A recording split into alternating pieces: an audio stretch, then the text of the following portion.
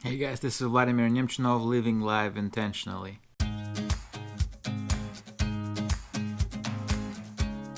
Just a little update today. The date night yesterday was amazing. We watched Pets. The Secret Life of Pets. It was very funny. Rated PG. I think humor is really adult humor. But just me.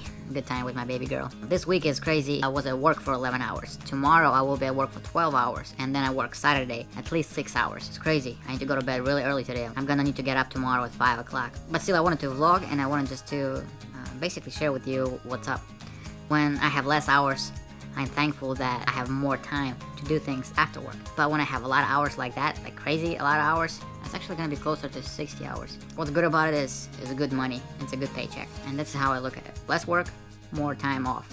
More work, more money. We don't mind extra money. Speaking of money, I know some people who struggle with money.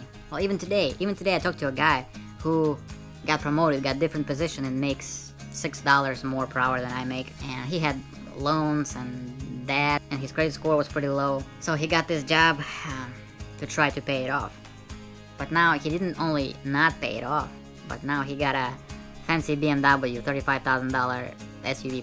Of course, he doesn't own it, somebody else owns it, and he just makes payments. But it is hard, you know? We budget, we plan our finances very strictly. But that doesn't mean that we don't want stuff like that. We don't want to spend, or we don't spend, or overspend, or spend on things that are not budgeted. Especially me. It's our tendency. We feel like, oh, we make more, we can have more minimum payments. But you know, the hardest thing about budgeting is breaking yourself, breaking your wrong mentality, breaking your old habits. That's the hardest thing. Where we are right now, financially with our planning, far from where I was when I started. Brian, my friend Brian, had to teach me to prioritize. He introduced me to this thing called you can't afford it. And I was like, how can I not afford it? It's $11 a month. That's the benefit of budget. You see every dollar and where it's going, because that's how you plan it. And then you know, okay, 11 bucks I can't afford a month, you know, or 11 bucks I can't afford weekly. That's a big, huge benefit of budgeting. And again, it's hard, but what it does is this peace. It gives peace.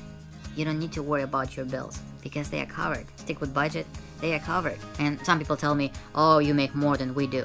Well, the point of it is that we might be making more, but proportionally, we do not spend everything we make.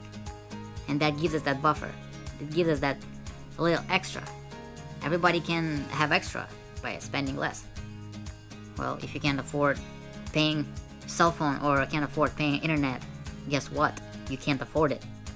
Then you should not pay it. You definitely should not have it. There's lots of alternatives, but that it brings us to the breaking mentality. Okay, I can't afford internet. Okay, I'm gonna go to library. And that's when Brian taught me this lesson. That's what I had to deal with. Like, I can't afford $11 for internet. We were sharing with my roommates. Oh, what's the alternative? If I can't afford it, I can't afford it. I need to come up with alternative, and the library was an alternative for me. Now that I see from inside out, kinda, and I see when people make these choices that cost them, that put them in a situation where they struggle with certain things financially. I'm not talking about people who some misfortune happened to, you know. Things happen in life. Like, yeah, we do have emergency fund, but it doesn't mean that it cannot run out in 1 month. So I'm not talking about those people who just have hardships in their lives. I'm talking about people that make decisions that lead them to those consequences in life. And it always goes back to spend less than you make. Spend less than you make. You're not gonna have this problem, ever. I can't afford living in this house and making my Mercedes payments. Well, maybe you cannot afford Mercedes, or cannot afford living in this house, or cannot afford this cell phone bill, or cannot afford this internet, or cannot afford this cable. I mean, those are things that need to go first if you can't afford something. I mean, you need power, you need gas, you need water. You don't want to end up without those things. It's much harder to survive without water than without cell phone. Which the cell phone is a necessity, I believe. You know, but cable, internet, not so much, in my opinion. I think we just don't like to be told what to do. We don't like to hear that somebody else knows better. But we're shooting ourselves in the foot by thinking that. By thinking that I know it all, I'm shooting myself in the foot. That means I'm not learning. That means I don't find better ways of doing things. I'm really passionate about finances because this journey that God took me on in my finances, from where I started, when I owed a lot of money, I was in credit card debt. It was minor compared to what some people have. But nonetheless, it's debt. I couldn't get out of it until I started making those changes in my life. And even right now, yes, we want to live somewhere else, we want to live in a bigger house, in a different neighborhood. We do want that, like anybody else. Our natural human desires for more, but we don't worry about things like that. Even with Yulia staying home, it's such a blessing. It's such a blessing.